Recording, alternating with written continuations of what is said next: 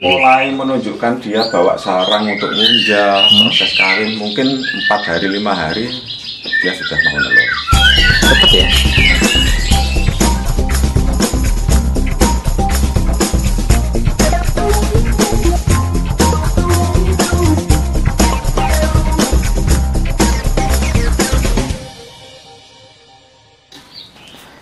Ini teledean ya Pak Sus ya? Iya, teledean ini. Kesulitan dari teledean itu apa sih Pak Sus? Untuk penjodohan, untuk biar bisa produksi itu? Untuk ledean ya seperti murai kayaknya.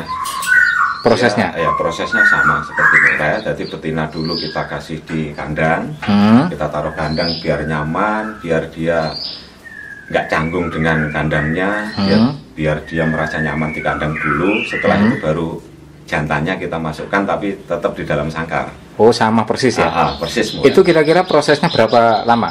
Proses apa ya? Perkenalan ya? Proses perkenalan mungkin lihat birahi burung aja. Kalau burungnya cenderung sama-sama birahi, mungkin 1-2 hari aja dia betinnya sudah berani mendekat ke jantan. Yang menandakan dia birahi sama-sama birahi itu gimana? Karakternya gimana? Karakternya yang jantan cenderung gacor sama dengan mengeluarkan gayanya yang nyeklek-nyeklek khas untuk menarik betina, menarik perhatian betina itu.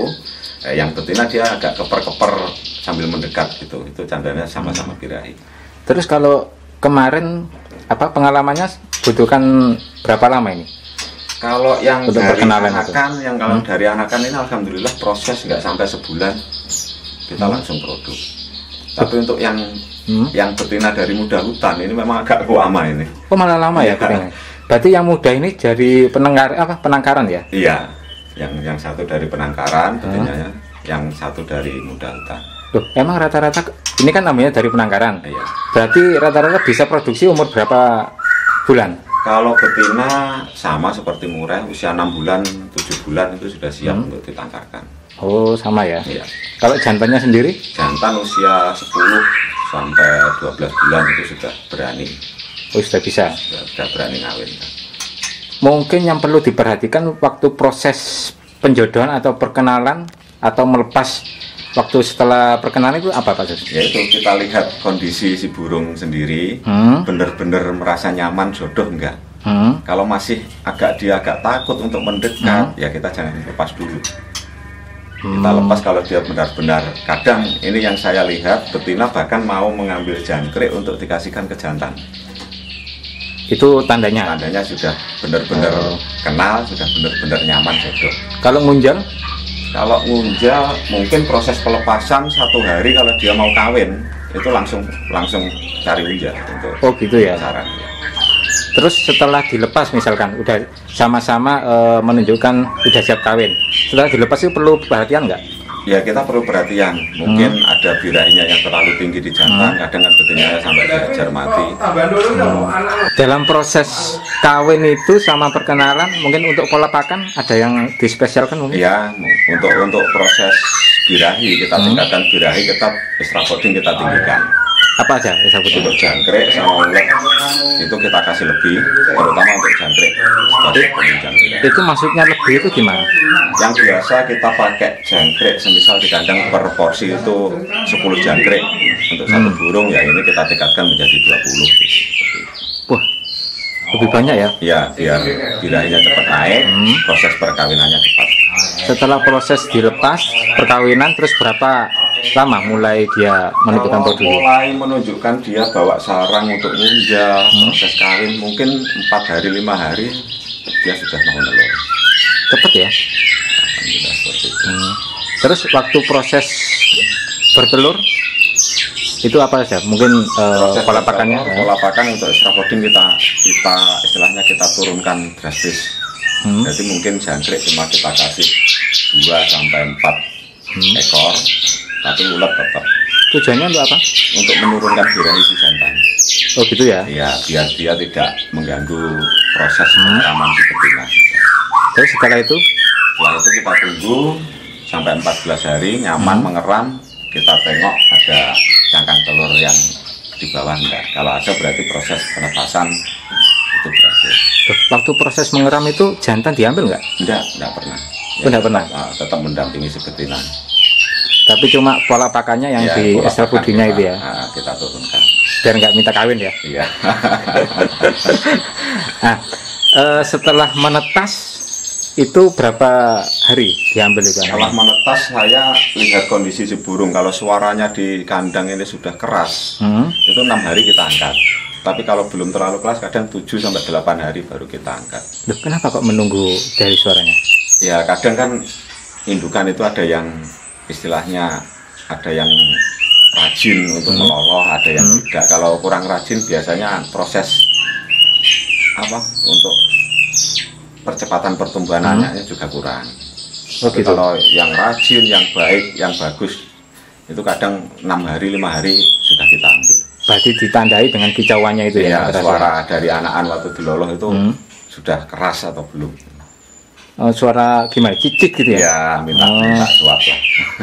Itu baru diambil. Iya. Waktu proses mengambil ada yang perlu diperhatikan mungkin? Ya, Apa mungkin untuk proses pengambilan kita cenderung ke sore hari aja. Ke sore hari. Iya. Jadi anak sudah sehari diloloh indukan.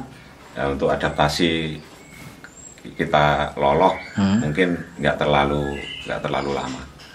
Nah, ini untuk prosesnya ya.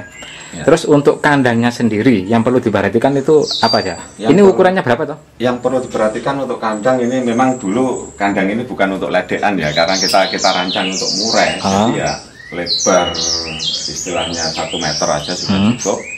Panjangnya 2 meter. Nah, yang diperhatikan untuk murai memang tingginya harus agak tinggi 2,5 lah untuk kandang. Kalau teledean menurut jenengan idealnya berapa? Kalau ledean itu saya yakin besok hari saya membuat yang lebih kecil. Maksudnya lebih kecil berapa? Lebih kecil ya mungkin 60 untuk lebar. Untuk panjangnya mungkin cuma 1 meter tapi tinggi tetap 2 meter. Itu Menurut jenengan cukup itu ya? ya cukup untuk ledean. Terus untuk di dalamnya sendiri itu pakai apa? Untuk di dalamnya Yang perlu diperhatikan di dalam itu? sebenarnya yang bagus itu pakai hijau-hijauan gitu ya. Cuma saya di sini kan lokasi rumah saya memang dekat sawah, jadi saya khawatir itu nanti banyak mengundang hama-hama masuk ke kandang. Jadi saya memang nggak memakai daun-daunan. Oh. Terus untuk sangkarnya sendiri, untuk sarang? Untuk sarang kalau ledean seperti habitat kita pakai bambu. Oh, bambu itu ya? Nah, dia biar nyaman di habitatnya. Alhamdulillah dia menetas juga di situ. Oh, bambu itu bikin sendiri. Bikin sendiri ya kita upayakan seperti yang di habitatnya gitu aja. Terus air harus selalu cukup ya? Air selalu bersih, selalu cukup untuk proses dia mandi, untuk proses dia minum.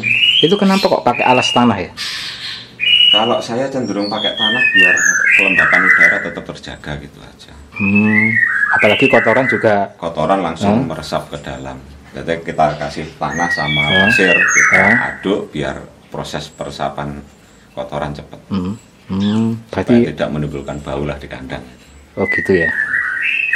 Terus untuk atapnya sendiri? Atapnya kalau ini kita pakai asbes memang ini tapi agak kita tinggikan. Oh gitu. Ya kalau pakai asbes kita tinggikan dari jarak sarang sama atap itu harus agak jauh supaya tidak terlalu panas di sarang. Terus itu ada jendela itu? Itu memang untuk sarang murai itu dulu. Oh, murai ya? Ya itu bekasnya sarang murai, jadi enggak kita ambil, jadi kita modifikasi kembali untuk sarang ledean gitu aja. Oke, terima kasih banyak Pak Sus Ya, atas sama-sama. infonya dan bagi-bagi ilmunya ini. Ya siap. Ini anak-anak apa Pak Sus? Yang ini? Ledean ini. Ledean ya? Baru proses kemarin setelah adanya wabah corona kita coba menangkapkan ledean, alhamdulillah ini berhasil. Itu berapa indukan itu? Ini 2 indukan ini. 2 indukan itu? Dari 2 indukan. Tapi satu indukan menghasilkan berapa? Alhamdulillah yang satu ini 3. Yang satu indukan cuma jadi 2. Oh, satu jadi 2. 3. Ini yang nangkarkan Pak Sus semua ini? Alhamdulillah. Memang dari kecil ya hobinya ya. Ini umur berapa toh Pak Sus? Ini usia 1 bulan. Oh, 1 bulan. Ya. Udah ya, nangkring ya? Ya, mulai belajar makan sendiri. Kita kasih for basah di tempat bornya itu biar dia mulai belajar untuk mandiri.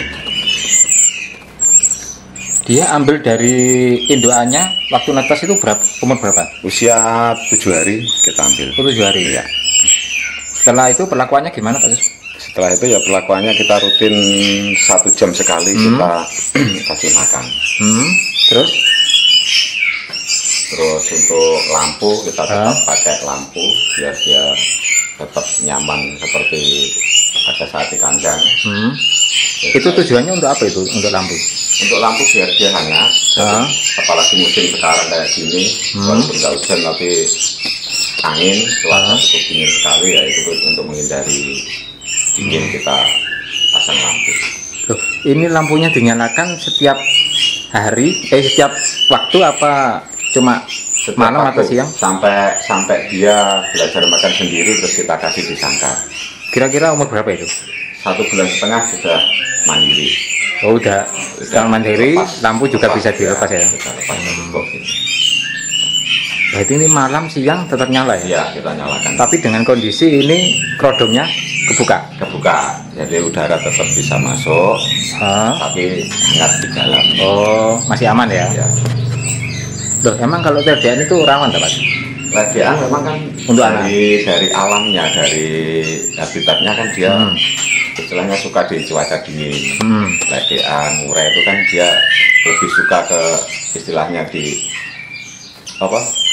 membuat sarang di pinggir-pinggir sungai, di bambu-bambu kan memang cuacanya cuaca dingin, hawa-hawa dingin gitu.